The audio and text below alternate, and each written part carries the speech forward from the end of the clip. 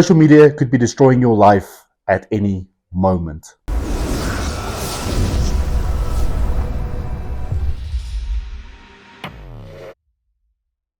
Okay, before we get started, I see 92% of you guys are not subscribed. 92%.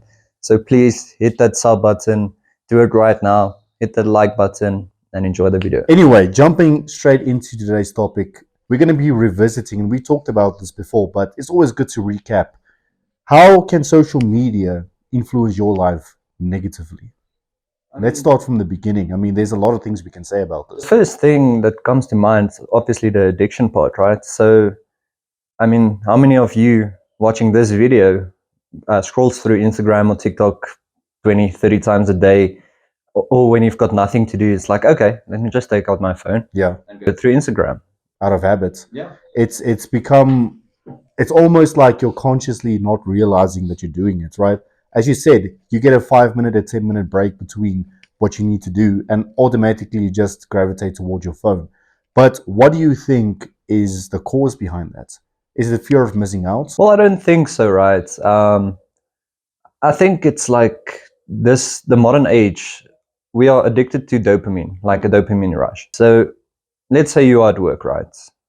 Everyone knows you don't work 9 to 5 like they claim. It's usually you work 2 hours, then you sit on your phone for a while. So when you get on your phone, right, it's not, I have to go on Instagram because I want to see what my friends are up to, because most of the time they're also at work, right? But you need something funny or entertaining. You need that hit of dopamine to allow the time to pass faster as well. Just imagine you sitting at work, right? And you put your phone on the desk, and now you've got nothing to do. It's going to feel like ages. Yes. And that's unfortunately the reality of the situation.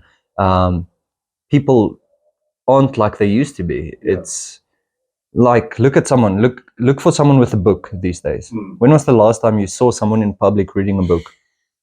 It's been, I think literally it's been years. Years ago. I think the last person I saw in public reading a book was you. It probably, I mean, yeah, but it's scary when you walk into, let's say, a cafe. Traditionally, back in the day, you would sit and read there, or you'd walk into a library, you'd sit and read there. Now, even if you walk, I'm sure if you walk into a modern day library, you'd see someone on their phone instead of reading. I mean, I actually read something about the South African libraries. Most of them are closing because there's no money made. And that's unfortunate. And I know people say yes, but there's ebooks and stuff. I mean, be honest, comment now. When's the last time you read an ebook? And and the thing is with ebooks, people always complain that it hurts their eyes because of the blue light that's radiated from the screen. No, exactly. And I've tried the ebook stuff as well. It's just hard copy is it's just the best feeling when you've got a hard copy in your hand. You can make notes, you can highlight. And I do think when you talk about people not being able to stay off of their phones, I think that's why everyone has kind of followed TikTok in a sense, right? If you look at Instagram created Reels, YouTube created YouTube Shorts, it's all about what's the main purpose behind that? What do they want to achieve? That's actually a good question. So YouTube started with the videos, obviously, like long videos and stuff, and then TikTok came out with the short videos. And I think they realized like people can't focus for long, like they've got ADHD, like most of society. They need to have that 20-second dopamine hit, then continue to the next one. Look at our watch hours and watch time, right? Most of our videos are only watched like a minute in, and then people are like, okay, next video. And it's with most, if you go and look at most videos, the retention curve is like, it starts here at the top and then it is supposed to smooth out, right, as you retain people, but it immediately dips like after a minute, or not even a minute, after 30 seconds. And that's why like YouTube Shorts are cut at 60 seconds. It's obviously worked out that 60 seconds is the modern day, attention span. That's crazy. And I mean, I think they did a study once, and our attention span, or the modern human's attention span, is not much greater than that of a goldfish. Which is, I can believe it. It's interesting, but it's very sad at the same time. And I think, but what are some of the negative effects that social media can have on, let's say, I mean, we talked about the addiction part, you not being able to stay off of it, but what can it do to you mentally? And I think the first thing that we need to talk about is it creates more narcissists, right? Definitely. yeah, before we get into that, right, you actually mentioned earlier the fear of missing out. Oh, yeah. Right? Yeah. So I think that's also a big factor. I mean, let's say you're a fitness influencer, right? And you see someone like C-Bomb posting this new video with a unique training or a unique diet or whatever. You have to see it so you can make the same content or improve on that content. Yes. Now you're sitting at your 9 to 5. Let's be honest, most YouTubers still has 9 to 5 Yeah. because that To get to that point Yeah. is very, thing of making millions, it's not reality. Yeah. It is for some, but yeah. it takes a while to get there. So let's say you're sitting at your 9 to 5 trying to be a fitness influencer. Now you've got this thing at the back of your mind the whole time. It's like, okay, did C-Bomb post? What am I missing out on? Yeah. What am I missing out on? How can I improve my business? Mm. And it's the same with, let's say you decide to stay in the weekend and work.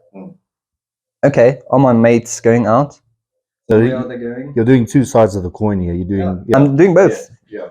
The normal life and the social life. Yeah. the social life. But I mean, where are they? Can I join them? I know they sent me an invite. Will it be okay if I pitch now? It's like 1,000 thoughts that go like this, and then when you arrive there, you're like, oh, what am I missing? Why am I here? Why am I missing out on working? yeah, even if you don't decide to go, right, it's like it's an hour of procrastination just to decide, and which means it's an hour less work. I can't just even tell you how many times I've been in that situation as of recent.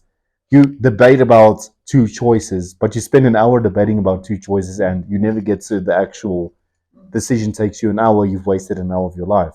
I mean, I still believe whatever choice feels the best, make it. You can regret it later, but at least you save time. And I think it's the one that immediately comes to you, the initial one.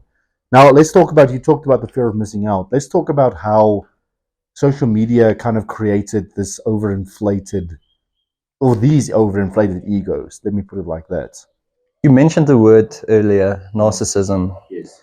Right. So let's say, and I'm not going to sexualize you or anything. Yeah, go for it, bro. Let's talk about your model influences. And I'm talking male and female, so don't. You can, but I mean, you're welcome. Let's say, let's call this girl Sophie, right? She's got 10,000 followers. She's got 6 photos in a bikini, 1 clothed photo. Yeah. The clothed photo gets 3,000 likes. The bikini photo gets 100,000 likes. I mean, this sparks this ego, this level of narcissism. Yes. It's like, I'm better than everyone liking my. Do you know how many guys I have in my DMs, and I have to choose you? And you know, I'm gonna say this, and gents, if this are you, don't. That you know, that comments, mommy and all that stuff. First of all, where's your manhood? Where's your self-respect? That's the second. Your dignity, bro. And the third thing, right? You are helping her narcissism. It's like the same with the guys who pay for. No, she wants to be in. The same with guys who pay for OnlyFans, right? It's actually I'm not so opposed to the girls themselves. I'm more opposed to the guys who support them, because it is they that give you that inflated ego. So how can you be down so bad that you have to pay for something? And let's be honest, that you can get for free. I mean, listen, Why? if I was a girl, right? A beautiful one, whatever. Yeah. I'd also do OnlyFans. It's the easiest way to make money. I'm sorry to say it, but I mean, someone had to say it. Someone had to say it. So I'm not against that. No, of course not. But I agree totally. Like, I will never spend a cent to see someone naked. Never. That's what boggles. I'm sitting there the other day and I'm thinking to myself, okay, you're paying for this, but you can get better for free. I don't understand that. And you know, some of these girls are beautiful, whatever, but they're not taking away from them, but there are beautiful girls in the world. But that's it. Imagine you are 20, 21, let's say 22, up until 30, right? And you think about your granddad who went to Vietnam in the 60s at 19. I actually saw how they drew the names for Vietnam. It's crazy. I'll put it in the video. It's crazy. The Draft Lottery, a live report on tonight's picking of the birth dates for the draft. Here at Selective Service Headquarters in Washington is CBS News correspondent Roger Mudd. Good evening. It was 29 years ago that the first and most famous lottery number, 158, was drawn as the United States entered World War II. Tonight, for the first time in 27 years, the United States has again started a draft lottery. And the famous first pick tonight is September 14th, the first birthday that now is designated 001, which means for 19-year-olds born on September 14th, that beginning in January, local draft boards will induct those men born on September 14th, barring deferments. But so let me explain. So basically, they wrote down birthdays. They picked it out of a hat, and if it was your birthday, then you had to automatically enlist. It's crazy. Oh no. Now, imagine that scenario. Your grandma sitting next to your grandpa, afraid he might get enlisted. He gets picked, and you lost a leg or whatever in Nam, and now you are paying and putting on ferry costs For those sacrifices, yeah. for the sacrifices he made. I mean, let's talk about it. There's going to be a world war soon. Iran, America, The whole Middle East erupting, getting involved, yeah. everyone's getting involved. And China said they are backing Gaza. So, imagine you with your furry suit calling people mommy, get enlisted. How are you going to win a war? I mean, I think it's more so that the Western world has a problem. You could argue that, okay, the Eastern Bloc is still kind of traditional in the sense, but I agree with you. When you look at UK, when you look at the United States, when you look at us, to a certain extent, the whole Western world is, let's be honest, screwed. Because who's going to fight? There are a handful of men who are still traditional in the sense, and then you have. I take off my hat to those men. Oh yes, yeah. That's enlisted in the army and stuff. It's obviously hard. It takes it takes a lot of discipline. It takes guts overall. But I mean, I promise you, there will be more people in jail for disagreeing and saying no, I'm not going to war than ever before. If America said, listen, you have to enlist. If you're 19, 20, 21, you have to enlist. It's a war crime if you don't. Yeah. Which means for the duration of the war, you are in prison. Yes. That's actually crazy. There are a lot of people in prison, in my opinion. Yeah. And once again, it all started with one thing, and that is social media. Social media. It created this overinflated ego. It created the idea that everything will come easy. It created the idea that you don't have to do anything. You could just sit back, be your quote-unquote self, as they always say. Let's talk about where social media exploded, first off, and the downfall at the same time. And I'm going to give you the answer. Yeah. It's as soon as they attached numbers. What do you mean by that? Look at Snapchat. You've got a snap score of how many photos you've sent, Yes. you received, how many videos you've sent. Yeah. You've got a snap score. So now it's a competition. It gets competitive. You need to have the biggest snap score. Look at Instagram. They added numbers. Okay, you've got 1,800 followers. Yeah. Okay, you've got 10,000 likes. As soon as they added numbers, they made it competitive. And people ascribe value to those numbers more than anything else in the world. Where it gets back to the narcissism. Yeah. Because I have more followers than you, I'm automatically Better. than you. I'm at a higher social level than you. And It's actually, I never thought about it that way. It's quite unacceptable, right? Because I know doctors that's got 200 followers on Instagram, and then you've got countless lives, yeah. and then you've got this wannabe rugby player who's got 10,000 followers, but he's better than a doctor. Chicks that says 200k followers. And they're better than the doctor. She's never saved a life in her life.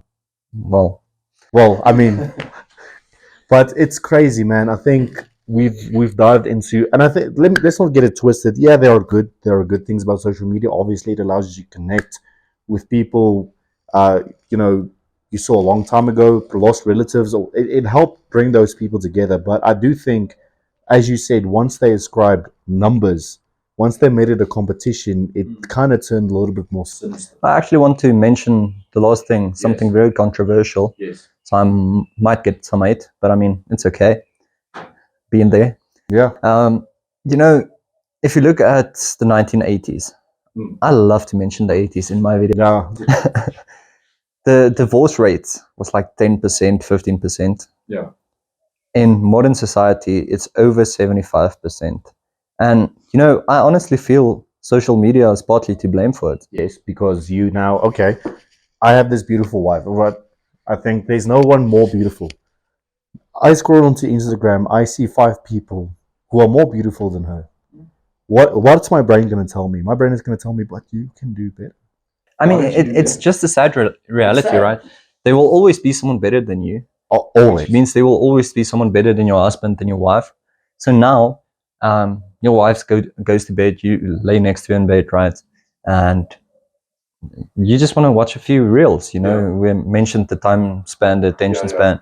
So, but the first thing you see is, so you follow this wild hunting page and they advertise the OnlyFans model. Let's be honest, you've seen it. Now you see this girl and you're like, damn, okay, now I want more. Now I click on her. Now I go to Google and It's a whole wormhole. It's a wormhole. 2-3 hours later, you're still lying in bed. You haven't gone to bed, which decreases. You polluted your brain with things you don't really. So many negative side effects, right? It decreases everything. First of all, your liking towards your wife, your husband, whatever the Trust between you two, of course. The trust, because you won't ever have the guts to tell her what you've done. Of course not. And vice versa. And the third thing, obviously, you've spent 3 hours of your time, which you could have been working or sleeping. Now, the next morning you go to work, you are drained.